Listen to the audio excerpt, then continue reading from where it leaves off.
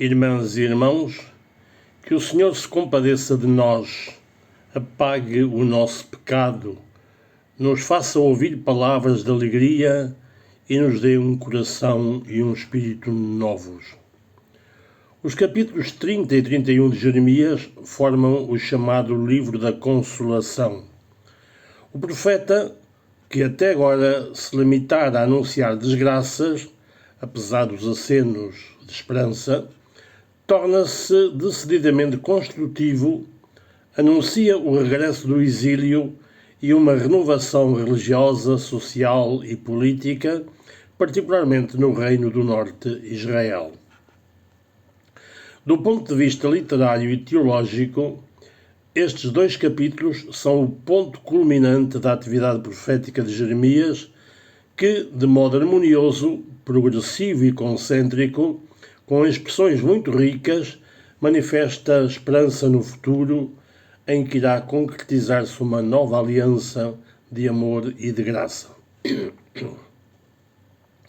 Deus promete o regresso de Israel e de Judá e a restauração da unidade nacional perdida. Javé anuncia ao povo a libertação, precedida de grandes convulsões, talvez a invasão dos medo-persas, com grandes sofrimentos, descritos de modo grotesco. Nabucodonosor, ou o jugo de Nabucodonosor, será quebrado e Israel vai recuperar a independência e servir a Deus e ao Messias descendente de David. Celebra-se o amor de Deus pelo seu povo, chamado seu servo, e o castigo das nações inimigas.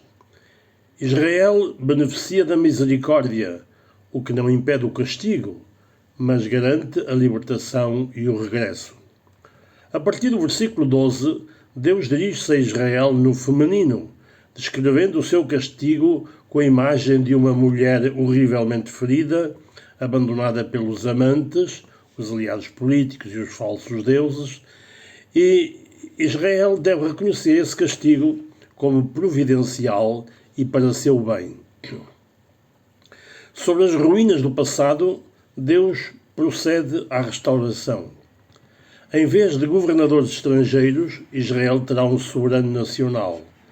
O contexto permite-nos entrever aqui uma alusão ao Messias esperado.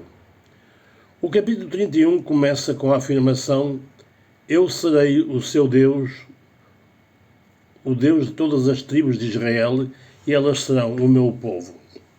Os sobreviventes das calamidades da guerra e do exílio atravessarão o deserto sírio-arábico no regresso à pátria.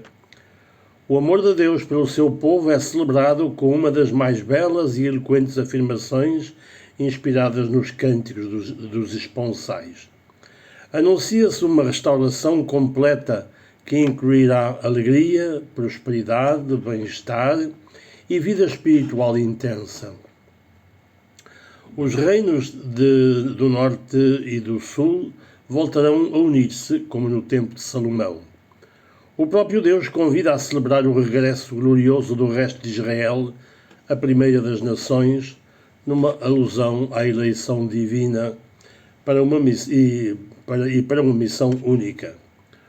Os dispersos serão reunidos por Deus e avançam numa caravana imensa que inclui os estropiados e impedidos, porque nada se pode opor à sua decisão libertadora.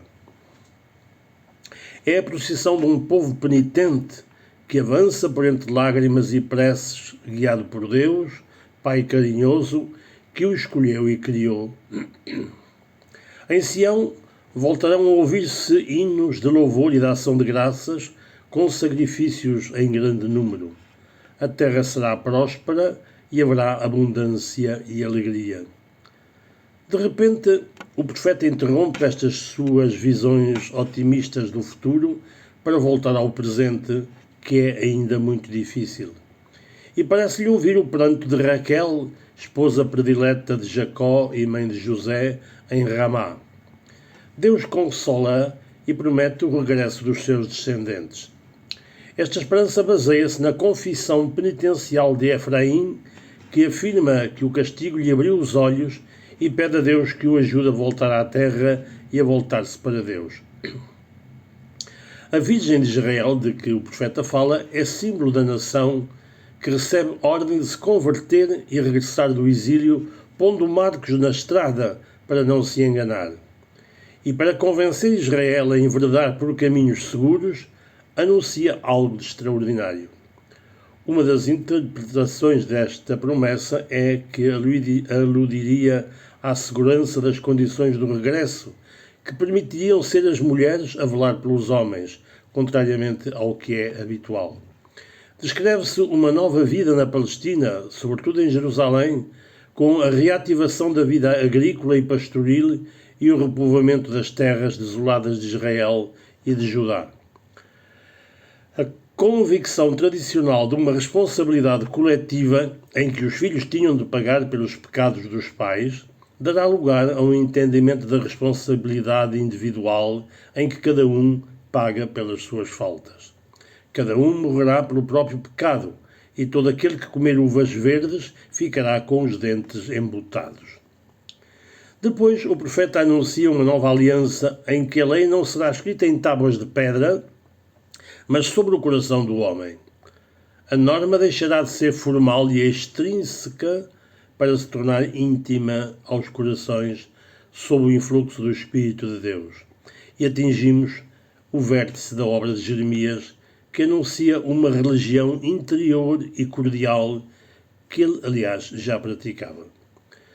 Numa descrição ideal, o profeta traça o perímetro da Jerusalém escatológica, à imagem da que vai ser reconstruída depois do regresso. Será uma cidade purificada e consagrada ao Senhor, incluindo a famosa Giena, onde se queimaram vítimas humanas. Que a misericórdia do Senhor nos purifique, nos renove e nos santifique para a sua glória. Amém.